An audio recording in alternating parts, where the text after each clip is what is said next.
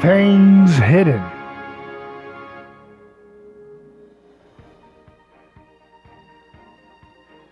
Welcome to Things Hidden, the podcast that I do. I'm your host, David Gornoski, and this is our deep dive look at anthropology in light of the personhood revolution, which is the term I call for what Jesus started in history to change politics, to change our outlook about news and history and all sorts of things that affect your life every day. There's a way to think of Jesus, which is, I think, an error, which is that it's just another little fairy tale, just another little story and something that you put in your pocket and it gives you access to a certain kind of, social club that's an in crowd, and then you get to act like you're righteous compared to others, and all these little tropes and stigmas that get associated with that word. Some people say, I agree with you, but why do you have to use the word Jesus? Because it might scare people off. Well, look, just because there's a lot of error and bad ideas that have been misapplied to the name Jesus doesn't mean that this is not the most important story of our time. And if you understand his story, if you understand what his movement is doing in history, your headlines will pop out way more three-dimensionally when you read the headlines in the world affairs of your time. It'll make sense why every top box office movie, for example, in Hollywood, are always dealing with the question, God desires mercy or sacrifice. Now, do they say God explicitly? No. But every character, whether it's Spider-Man or Batman or Star Wars or whatever, they're all little avatars and symbols for the highest good, which is another way of referring to the little gods or idols of our time. Idols are representative of that which we aspire to be like, the highest purpose of our being, the thing that we wish we could be, right? And so when we watch stories, those little characters, those little avatars, those little figures that we concoct in our imagination in our time reflect the worldview that's percolating and has been moving in this direction for some time. So it's always a way to kind of see, when you go to the cinema and you watch a pop movie or even a more dramatic film, you're always going to see kind of the subtext of your society displayed for you. You'll see it's like watching children play in a sandbox, and the stories they tell each other as they're playing oftentimes reflect the bigger themes that they've learned in their family. And that's kind of what we do when we go into a dark room and watch a movie at a movie theater or at our house or whatever, and we try to do it as a social thing. And it's been happening for thousands of years with ancient dramas and plays in different societies in Japan and Greece and so on. Those were always representative of the divine order, the way things should be, the way things are, the way things will be, were reflected in those stories. But I want to pick up on a thread and move a little bit outside of the events surrounding Jesus' direct time in the Gospels, and then go to Acts, the book of Acts, which was written by Luke, one of his followers, who is going to kind of weave similar themes that he weaves into the Gospel of Luke in this book of Acts, as he talks about the early days of the followers of Jesus and what they did and what they encountered when they heard the good news. So take this theme to be good news versus bad news. The good news is that's what the word gospel means. It means good news. So it's like a good thing. It's a good story. It's a good revelation of what's happening in history. It's positive, right? Doesn't mean it's easy. Doesn't mean it's something that you can just say is easy to follow or whatever. But it is good. It's a good thing to hear it. And then bad news or fake news, you could call that mythology, and that's kind of where most of humanity was, basically all of humanity was kind of trapped in the placenta of mythology or fake news, and all over the world. I mean, I was just, listening to a video the other day that was describing some of the various different sacrificial ritual practices of ancient communities. And I was just amazed at, it's just always amazing because it's something I've been studying for years, but still it's just always amazing to hear the horrific details of some of the things that people did, and it was all over the world. The Incas, the Aztecs, the Hawaiians, the Chinese, the Germans, the Celtics, the Mesopotamians, ancient Israelites, the Japanese, they all practice ritual sacrifice of humans, and oftentimes children and infants, on a mass scale sometimes, right? And so this is like, oh, that's so tough, right? This is not a dinner table conversation, right? And it's like, oh, we don't want to, we want to avert our eyes to this. But it's important to understand this, because once you start to see the patterns of history, it just makes news, it makes what you're seeing so much more clear in what's happening.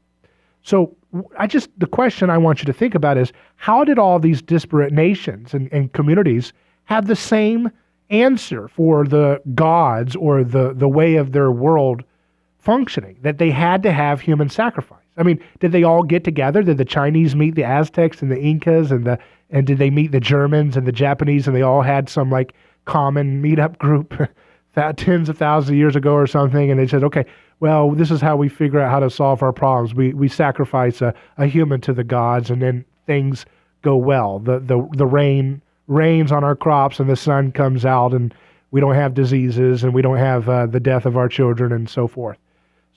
Obviously not, right? So there's a pattern, there's a function in the human species that stumbles on to this little pattern of resolving tension, and that is ritual human sacrifice.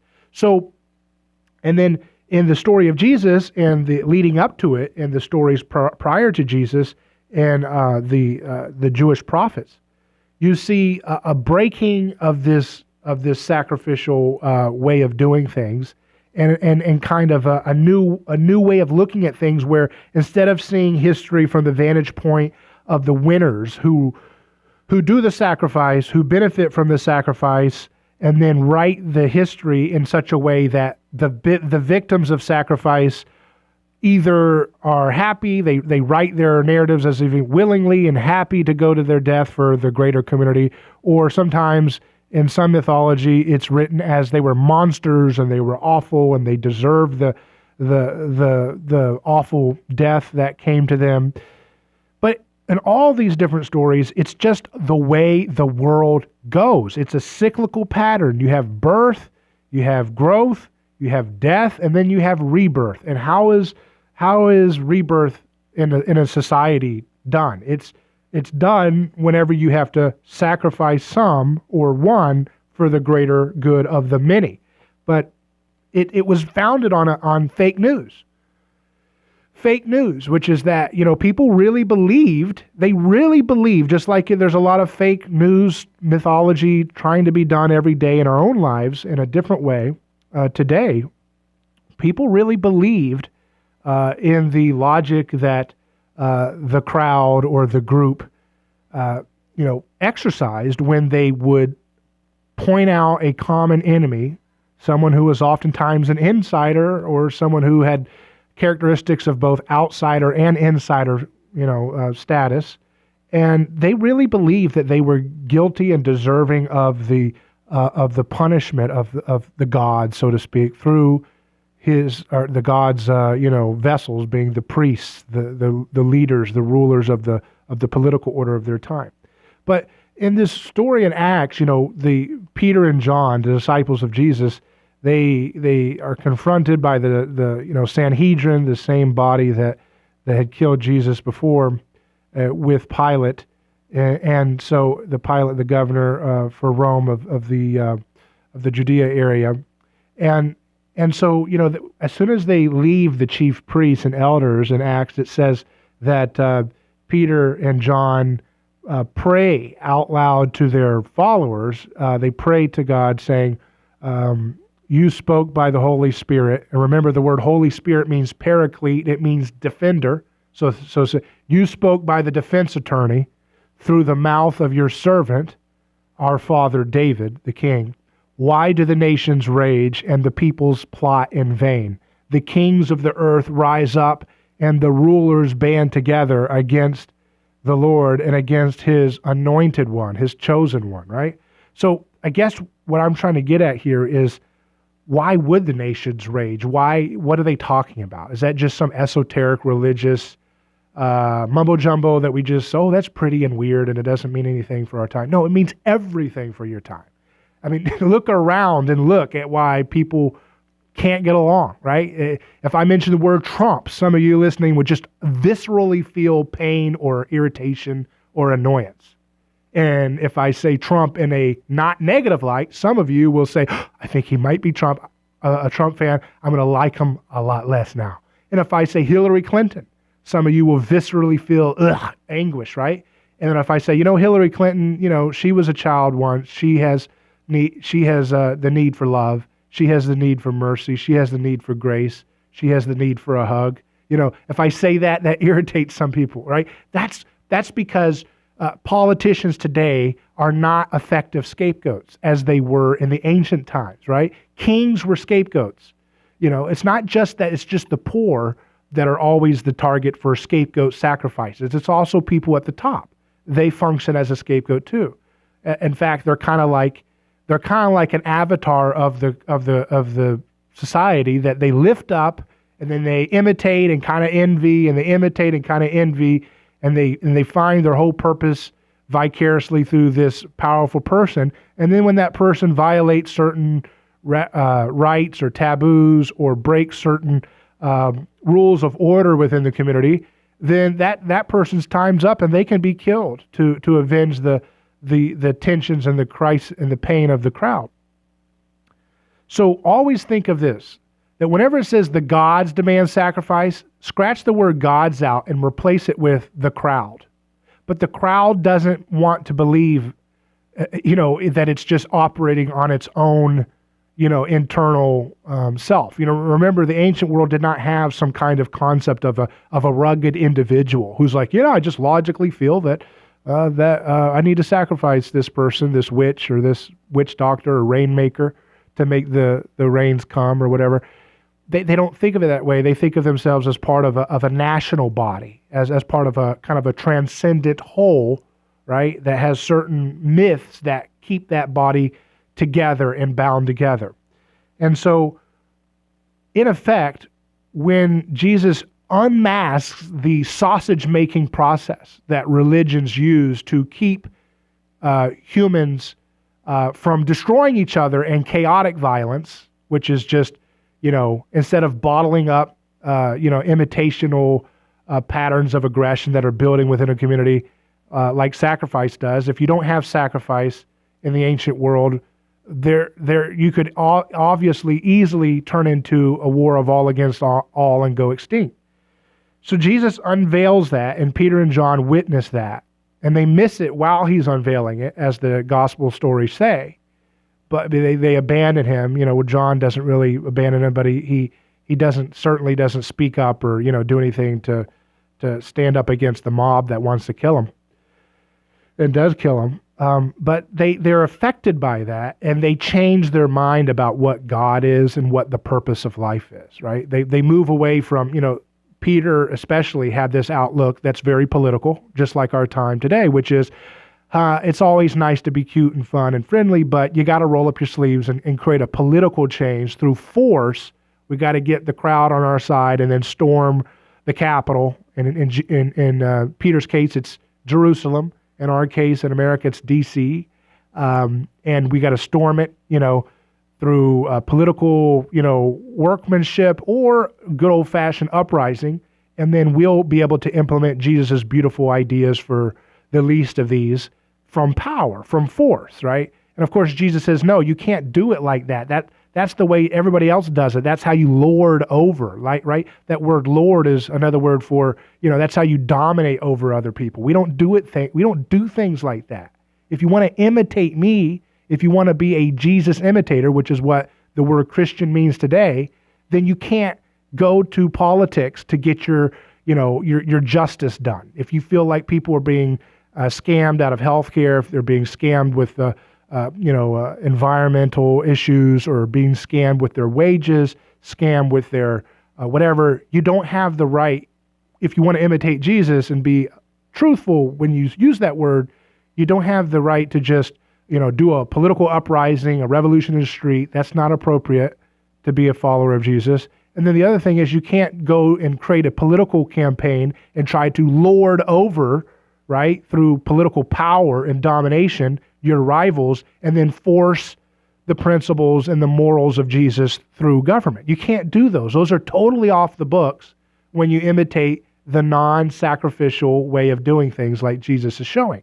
So that's what Peter and John get. And that's why they quote this ancient psalm from David saying, why do the nations rage and the peoples plot in vain? So nations in the Bible means a group of people, right, with a common history, a common value set, and a common sense of being bound together.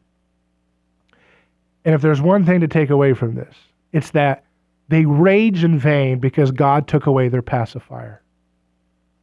God took away humans' pacifier. They don't have the ability to unite themselves with a believable sacrifice. Now, you might stop there and say, okay, but David, you've pointed out in other works on your essays online and other podcasts and radio shows that this sacrificial scapegoat thing that you talk about is still happening in government, right? And yes, it is, right? And yes, the desire to find someone to blame for your problems and to create a community around excluding that person or people group, that impulse psychologically and sociologically still exists and still operates as the foundation for so much of what we do. But the reason why I say the pacifier has been taken out of the mouth of humanity is that it doesn't bind us together in any significant way as it did in the ancient world. In the ancient world, there weren't competing media representations about a sacrifice. You didn't hear, if you're an Inca community, you didn't hear the vantage point of the guy who had his heart ripped out. You didn't get to hear his side of the story. I didn't want my heart ripped out. That was wrong. They really, you don't get to hear him and his friends' perspective, right? There's just one news outlet. It's called the priests who write the myths that reinforce the values of might makes right, which is the underpinning logic behind these sacrificial practices. So there is no unification now when we sacrifice. Now, there's vestiges of it, right? Because I just said, we do form little groups and cliques, whether it's in political ideology or economic ideology or racial ideology. We do all kinds of little tribal identity groups to bind ourselves together based on mutual hatred of an enemy other. And then within that group, we're always sacrificing others who are not living up to harder and harder purity codes of speech codes or whatever things you have to do to virtue signal that you're the best within your little clique that you've created. So we're still trying to do it, right? But there's a reason why we don't unify, right? There's a reason why opinion polls don't show 98% of the public supports the president, whoever they are, right? There's a reason why, we're always splitting off into more and more groups. Even when you look in a tribe, if you look at Protestantism, they're always having schisms and breakaways and arguings and fighting. They're not unified in a Borg hive mind. And even within, they split off and create a new schism, and they try to become unified based on, well, we're not X, Y, and Z people because we don't believe X, Y, and Z stuff. But even in that new schism body they create, new little dissenters and Galileos and contrarians and misfits pop up and start rivalry over stuff, right? They have the same object of desire to be right, to be the holy one, right? To be the one who's got the power or influence or whatever. We all humans do this and have this proclivity, and it happens in workplace, right? Someone works at a company, they get angry at the boss because they feel like they're not treated like the superstar they are. They go and find and create a rival company, right?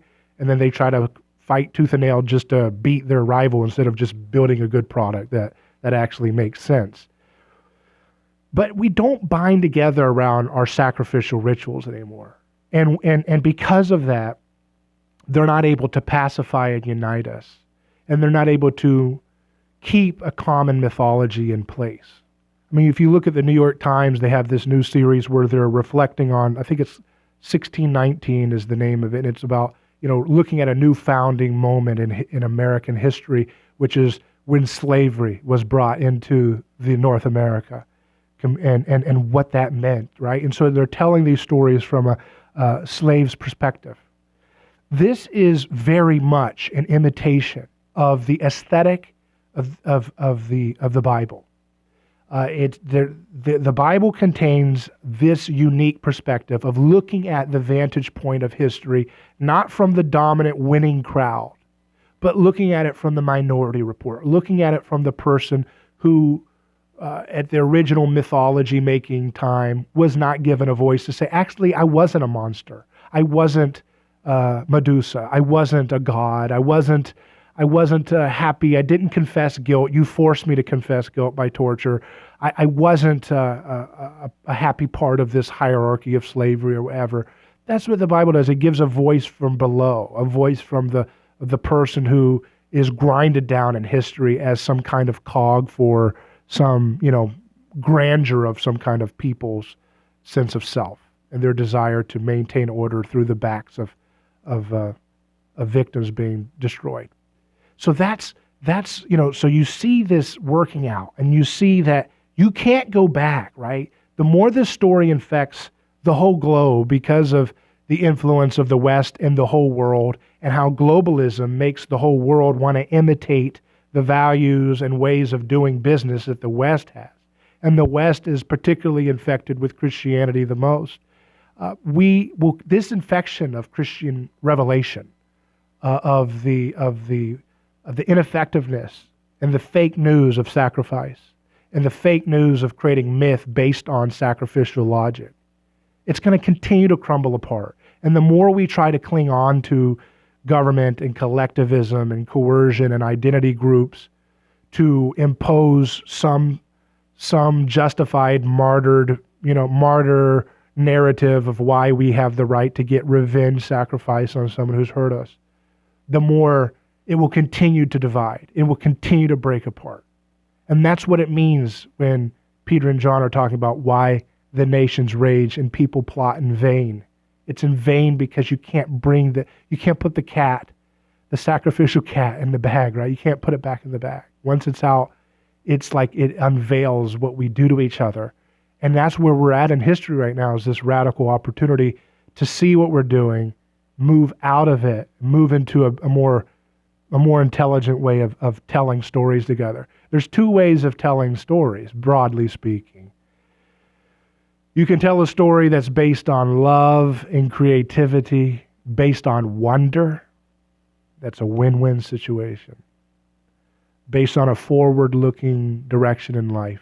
Let's go create. Let's go come together and solve things by thinking through together and finding solutions that work for everybody, not compromising with a little bit of violence here, a little bit of violence there, but actually just letting go of politics and saying, how can we solve diseases? How can we solve pollution without relying on political tribal violence? That's the kind of thing that the stories that we need to tell. And that means we have to make media in your own life and my life, everybody, we have to use media, use your voice to tell the story of people who are doing that, and then tell the story of people who are wrongful victims of collective violence, of the bad policies that continue to persist as nations try to keep sacrificial violence in the heart of how they operate with treating their neighbors and keeping people together, because it won't bind us together. You know that saying, united we stand, divided we fall. You cannot unify nations back in the way it has been in the past, because this story of Jesus makes the nations rage. It makes us all enraged, right? Because we want justice, but we don't agree on who the scapegoats are, right? We don't agree on who's the innocent ones, and we don't agree on who the oppressors are. And the more we wake up to who we are and what we have done in history, the more we're afflicted by this feeling of guilt. And so whenever we feel that guilt, we want to project it onto somebody else so that we can quarantine that guilt onto the back of somebody else and make them feel shamed. It's shame shifting. We want to shift the shame onto somebody else. But it won't give us catharsis. It won't give us peace. It won't pacify us. It won't bind us together, because we're plotting in vain. And so the kings of the earth today, politicians and their corporate crony buddies and all their fancy things, they're going to continue to rise up, and they're going to continue to band together against the Lord, against his anointed one. That word means the chosen one, the one who split time, the one who gives us this direction to solve problems nonviolently. So we can tell stories in a positive way, like the good news of the Gospels, which is based in love as the motif and the theme of our stories, whether fiction or nonfiction, whether news media or personal stories. We can tell stories in love, confidence, and wonder. Or we can tell stories in fear and aggression. And a lot of times we mix the two, right? Things are not so black and white. But I would say we have to let go of fear and aggression as the underpinning of our stories, because that's fake news. And the personhood revolution of Jesus is continuing, and we can be a part of it. I'm David Gornoski. Email me, david@aneighborschoice.com. This is Things Hidden.